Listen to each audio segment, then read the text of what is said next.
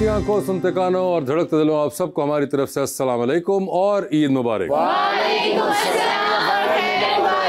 मैं वासे भाई मैं वासे भाई ईद ते की कीता कहंदे हालात खराब सी सबर ही कीता। माशाल्लाह ईद तो भरपूर मनाते हैं। अच्छा जी। हाँ, ईद वाले दिन अपने ससुर को फोन किया, कहने लगे अंकल ये जो आपने मुझे ईद भेजी है ना इसमें से 60 रुपए कम है। उन्होंने भी जवाब दिया, कहते भाई वो जो देने आया था उसने किराया भी तो काटना था।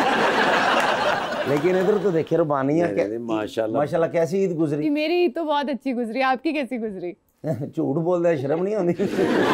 आज आप बड़े प्यारे लग रहे हैं। मैं आप तो फिर दुनिया से प्यारी लग रही है। इस बात पे तो नहीं कहा आपने कि झूठ बोलने से बाज नहीं आई।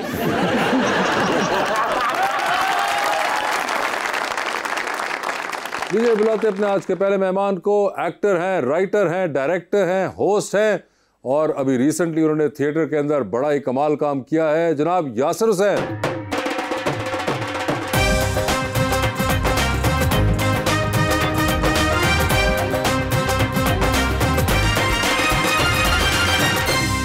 बहुत खुशी हो रही है सर आपको देख के। और शेर मैंने ना कभी इतना मजेदार नहीं लिखा, आपके लिए लिखा। तुझे खबर ही नहीं कि इंतजार कितना था, ये दिल तेरे लिए बेकरार कितना था। हमें यकीन था कि ईद होगी, जरूर होगी, क्योंकि ये चांद हमारा अपना था। हाय हाय। ना जाने लोग मुझे क्यों सताते हैं, ओ सबको छोड़ के मुझे ही आजमाते हैं। मेरा किसी के साथ चक्कर ही नहीं, अच्छा ये सोच सोच के मुझे चक्कर आते हैं।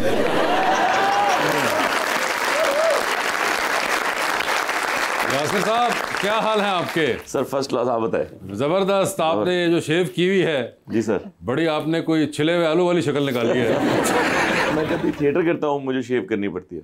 क्योंकि आप कैरेक्टर बनाते हैं, कभी मूंछ लगाते हैं, कभी दाढ़ी, कभी क्लीन शेव। और ये कितने अरसे बाद आपने किया है इस बार अपने साथ ये? अच्छा, मैं तो वैसे भी आम तौर पे भी कर लेता हूँ शेव। बीच में कुछ दिन बाद मैं देखता हूँ दाढ़ी बहुत बड़ी हो गई, मैं शेव कर देता हूँ। यार हमें तो जब आपकी तस्वीर नजर आई है आप दाढ़ी वाले होते हैं। वो पुरानी लगाते रहते और हैं। सबसे पहले तो मैं एक क्लैप इनके लिए करना चाहता हूँ। मैंने इनका ड्रामा देखा है, स्टेज ड्रामा जो, तो मंकी बिजनेस, उसके लिए क्लैप, क्या मजा आया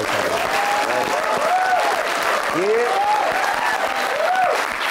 कल से पहले मेरे भाई तो थे, ये हमने फिल्में भी देखी हैं, भाई भी थे, लेकिन एक फैन जो होता है ना, मैं इनका फैन भी हो गया। अच्छा, मुझे खुदा की कसम ऐसा लगा कि जैसे उमर शीर साहब वापस आ गए।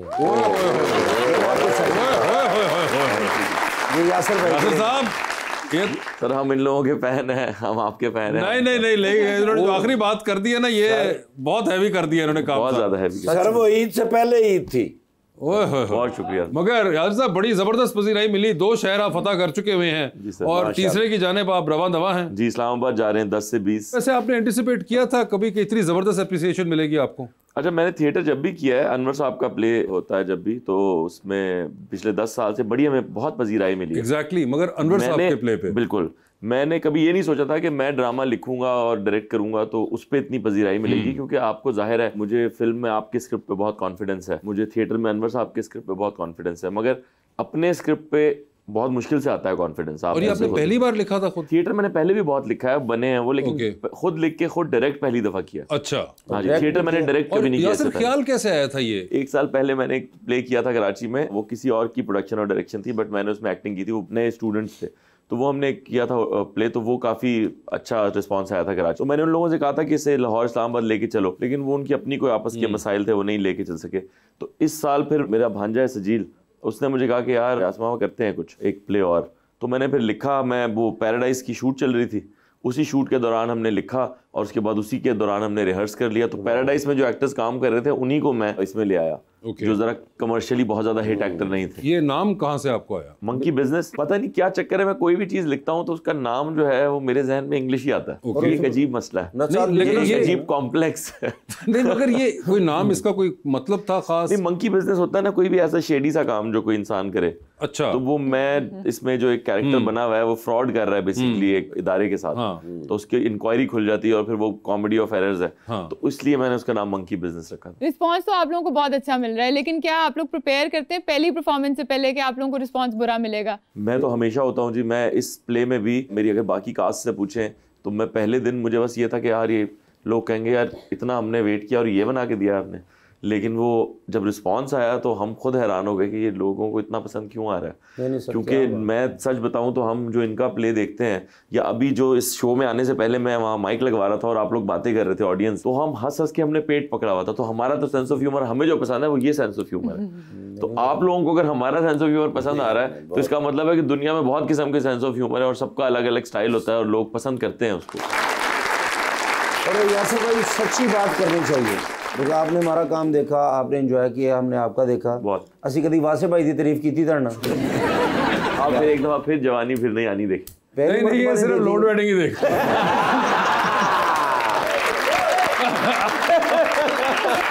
यार आसिफ भाई वैसे तो मैं थिएटर छोड़ चुका हूँ, कमर्शियल थिएटर अब मैं हाँ नहीं जी, करता। आज के प्रोग्राम में मैं यासर भाई के लिए ऑफर है सर, जब चाहें ऐसे ड्रामे के लिए मैं ये देखे यासर, आप हमारी सिर्फ प्रेज और एप्रिसिएशन नहीं, एक्टर भी घेर के लपेट ले। उस तो बाद सिर्फ ठाकर साहब ने क्यों की ਉਹਦੇ ਚ बिजनेस आ रहा है ना, मंकी बिजनेस। अगर ये वैसे बड़ा एक इंटरेस्टिंग होगा अगर आप हमारे जो थिएटर के बड़े मंजे हुए वेटरन्स हैं उनके साथ भी अगर आप कोई करें। सर प्लान तो यही है, बट सिर्फ एक जगह आके जो मुझे लगता है कि अगर इशू आया तो ये आएगा कि ठाकुर साहब जैसे लोग इतने मसरूफ हैं कि हम तो जाहिर है हमारे साथ आप देख रहे हैं नए लोग काम करते हैं, तो उनको इतनी ज्यादा रिहर्सल चाहिए होती है। ठाकुर साहब को तो एक दफा बताया कि ये करना है तो ठाकुर साहब को पता है, बाकी उन लोगों को नहीं पता चलता। और फिर वो रिहर्सल जो मैच करना है ना, सर की फिल्में हैं, इंग्लैंड के टूर हैं, ये मसाइल हैं, थिएटर करने के लिए रिहर्सल तो करनी पड़ेगी होगी कि हम सर सब कुछ कुर्बान कर दें। सर मुझे बताइए, वैसे ये भी क्या एक वजह थी नए एक्टर्स लेने की कि आप अप्रीहेंसिव थे कि यार मशहूर लोग जो हैं या जो रेगुलर एक्टर्स हैं वो मुझे इतना टाइम नहीं दे पाएंगे? सर नहीं दे पाते टाइम। अगर मैं भी रेगुलरली ड्रामा कर रहा हूँ, मैं थिएटर कैसे कर सकता हूँ? मैं थिएटर करता ही इसलिए हूँ क्योंकि मुझे ड्रामा नहीं करना, टीवी नहीं करना। तो जो एक्टर्स अभी मेरे साथ काम कर रहे हैं उसमें से कुछ ऐसे हैं जो बिल्कुल नए टीवी के एक्टर हैं, भी थोड़ा काम कम है, और कुछ ऐसे हैं जिन्होंने अभी टीवी भी स्टार्ट नहीं किया। सिर्फ एक इसमें एक्टर ऐसे है उमर आलम, जो एक बड़े नोन हैं और बहुत मसरूफ है टीवी में, बट उनको ये अंदाजा हो गया कि टीवी पे उन्हें क्या काम करने को मिल रहा है और थिएटर पे उन्हें क्या, जीराई कहाँ है। उमर भाई ने भी बड़ा अच्छा किया। हाँ जी, बहुत अच्छा। आपने घर पे पूछा था कि किसी रोल के लिए ऑफर कराई आपने इकरा को? हाँ, इतना बजट नहीं था।